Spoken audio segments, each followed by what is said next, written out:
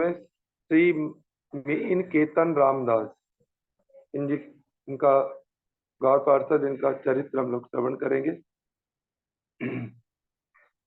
ये श्री नित्यानंद शाखा में गिने जाते हैं तथा ये श्री संकर्षण के व्यूह हैं।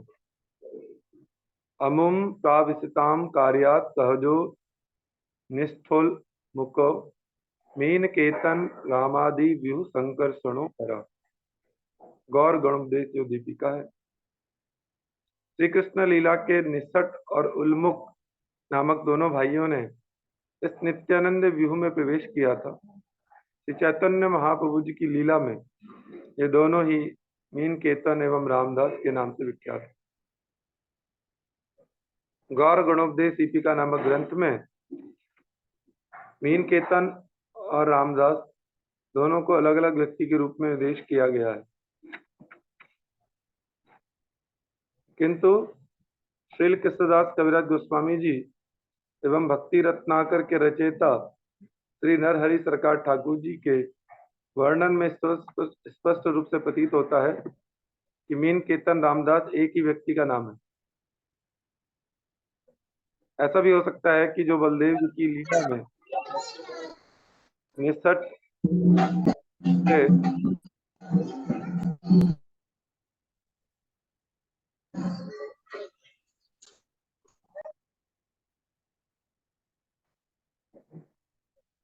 श्री नित्यानंद जी की लीला में वे मीन केतन रामदास नामक एक ही व्यक्ति में प्रविष्ट हो गए। जो भगवान की ब्रज लीला हुई है उसमें बलदेव जी के साथ में जो लीला करने के लिए निसट और उन्मुख हैं, ये दोनों के दोनों नित्यानंद जी जब कलिकाल में आए लीला करने के लिए तो दोनों के दोनों एक ही चरित्र में मीन केतन रामदास नामक व्यक्ति में प्रविष्ट हो गए। श्री मीन केतन रामदास जी के माता पिता, आविर्भाव, सन और स्थान इत्यादि सांसारिक परिचय अविदित ही है। ऐसा अनुमान लगाया जाता है कि श्री चैतन्य चरितमृत के वर्णन करने वाले श्री कृष्णदास कविराज गोस्वामी जी के श्रीपाठ झामटपुर के पास ही मीन केतन रामदास जी का श्रीपाठ जन्म स्थान था। खेतुरी उत्सव जब हुआ था तो नित्यानंद शक्ति जानवा देवी जी के साथ जो नित्यानंद जी के जो दो पार्षद गए थे उनमें से मीन केतन रामदास जी भी एक थे। श्री भक्ति रत्नाकर ग्रंथ को पढ़ने से मालूम होता है कि रामदास आदि वैष्णवों के दर्शन से त्रिभुवन पवित्र हो जाता है। संगीते चलीला महाभागवत गण या सवार दर्शने पवित्र त्रिभुवन। श्री मीन केतन रामदास मनोहर मुरारी चैतन्य ज्ञानदास महीधर। श्री शंकर कमलाकर पिपलाई नरसिंह चैतन्य जीव पंडित कनाय। श्री कृष्णदास कविराज गोस्वामी स्वरचित श्री चैतन्य चरितामृत ग्रंथ के आदि लीला के 5वें परिच्छेद में श्रीमन नित्यानंद प्रभु जी की महिमा का वर्णन करने में ही मस्त हो गए और उसी मस्ती में उन्होंने नित्यानंद जी के पार्षद मीन केतन रामदास जी की महिमा भी वर्णन की। अवधूत नित्यानंद प्रभु जी की तरह नित्यानंद जी के पार्षद मीन केतन रामदास जी भी अवधूत की तरह ही विचरण करते रहते थे। श्रील भक्ति सिद्धांत सरस्वती गोस्वामी ठाकुर जी ने अवधूत शब्द के तात्पर्य के संबंध में लिखा है। श्रीधर स्वामी ने अवधूत शब्द का अर्थ असंस्कृत देह लिखा है। अवधूत नित्यानंद जी के शिष्य श्री महाभागवत परमहंस एवं वर्णाश्रमातीत नित्य सिद्ध थे। मीन केतन रामदास और रामदास श्री अभिराम दोनों नित्यानंद पार्षद होने पर भी एक ही व्यक्ति नहीं है। मीन केतन रामदास और रामदास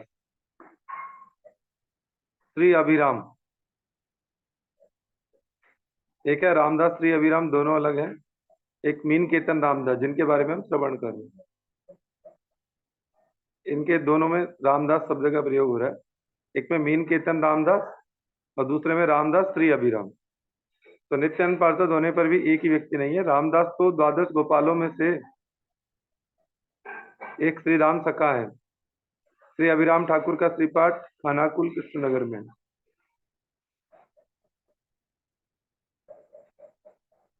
और ये अभिराम ठाकुर जो है, इन्होंने ऐसी लकड़ी को अकेले उठाकर वहन किया था जिसे 32 आदमी मिलकर उठा सके, ऐसा शास्त्र में वर्णन है। इसलिए उनके शरीर पर वर्णाश्रम का कोई चिन्ह नहीं था। अवधूत होने के कारण यही कारण था कि वे असंस्कृत शरीर में ब्रज भाव में मस्त रहते थे। श्री मीन केतन रामदास आमंत्रित होने के कारण जामटपुर में श्रील कविराज गोस्वामी जी के घर में एक दिन सारी रात चलने वाले संकीर्तन में योगदान देने के लिए आए थे। उनके महाप्रेममय शरीर और अलौकिक भावों को देखकर सभी ने उनके चरणों की वंदना की। प्रेम में विभोर होकर वे कभी किसी को बंसी तो कभी किसी को थप्पड़ मारते थे। यहाँ तक कि कभी कभी तो वे प्रेम में विभोर होकर किसी के कंधों पर चढ़ बैठते थे। नदी की धारा के समान उनके दोनों नयन निरंतर अश्रु प्रवाहित होते देखकर सबका मन और आंखें भर आई। अद्भुत अलौकिक अष्ट सात्विक विकार उनके से अंगों पर प्रकटित हो रहे थे। उनके द्वारा प्रेमोन्मत्त अवस्था में नित्यानंद जी का नाम लेकर ओंकार करने के कारण सबके हृदय दिव्य आनंद से आनंदित हो। गुणार्णव मिश्र नामक एक विप्र श्रील कविराज गोस्वामी जी के घर पर श्री मूर्ति की सेवा करता था। गुणार्णव मिश्र कनिष्ठ अधिकारी वैष्णव होने के कारण अर्चा विग्रह की श्रद्धा के साथ सेवा करता था, किंतु भगवत भक्तों को सम्मान प्रदान करने में उसका इतना आग्रह नहीं था।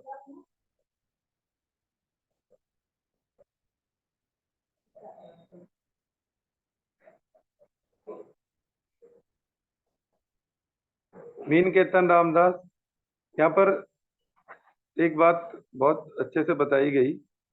गुणार्णव मिश्र जो है वो कनिष्ठ अधिकारी कैसे बताया उनको वैष्णव कि अर्च विग्रह की सेवा तो खूब करते हैं, लेकिन जो भगवत भक्त हैं वैष्णव हैं उनको सम्मान, विशेष सम्मान नहीं करते।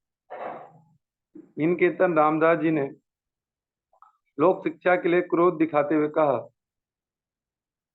यही ते द्वितीय रोमांसन सूत बलदेव देखी ये केन ये न केल प्रत्युद्गम। नैमिषारण्य में ऋषियों की इच्छा से ही रोमहर्षण सूत भागवत पाठ करने के लिए व्यास आसन पर बैठे थे।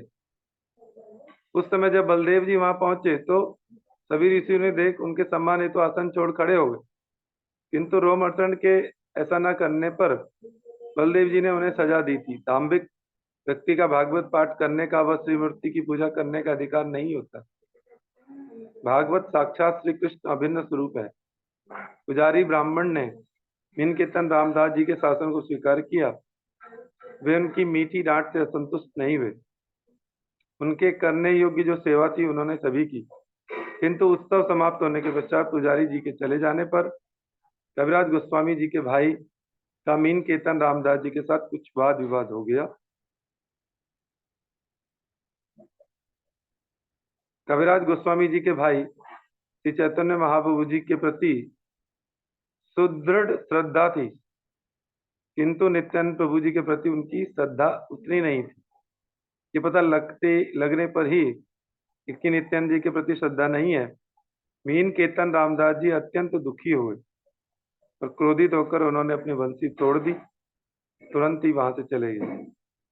मीन केतन जी के प्रति इस व्यवहार से कविराज गोस्वामी जी के भाई का सर्वनाश हो गया।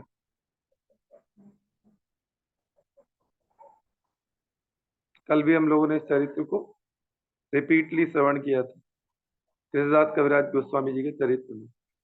कविराज गोस्वामी जी ने इस घृणित कार्य के लिए अपने भाई को मीन केतन रामदास जी का पक्ष लेकर बहुत डांटा। कृष्णदास जी के थोड़े से गुण विष से संतुष्ट होकर नित्यानंद प्रभु जी ने कविराज गोस्वामी को स्वप्न में अपने स्वरूप के दर्शन करा दिए थे। और उन्हें वृंदावन धाम का भास प्रदान किया, जो हमने कल भी श्रवण किया है। उपरोक्त घटना से ज्ञात होता है कि मीन कीर्तन रामदास जी नित्यानंद प्रभु जी के कितने प्रिय थे। नित्यानंद प्रभु की तरह नित्यानंद पार्षद भी पतित पावन है तथा तमाम प्रकार के अभिष्ट प्रदान करने में समर्थ है। यहाँ पर हम लोगों ने ये मीन कीर्तन रामदास जी का जो चरित्र है उसको हम लोगों ने श्रवण किया है। और कल हमने कृष्णदास कविराज गोस्वामी जी का चरित्र श्रवण किया था। आप में से कोई भक्त उनके बारे में किसी ने दोबारा से श्रवण किया हो